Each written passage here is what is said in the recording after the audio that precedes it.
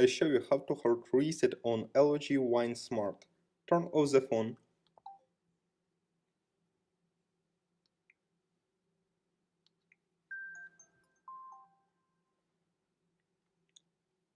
Next, press and hold the power button and volume down key for a few seconds.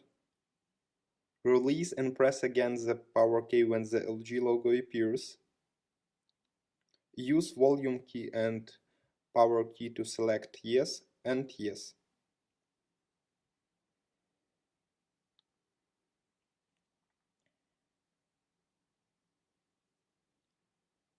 Your device will now restart.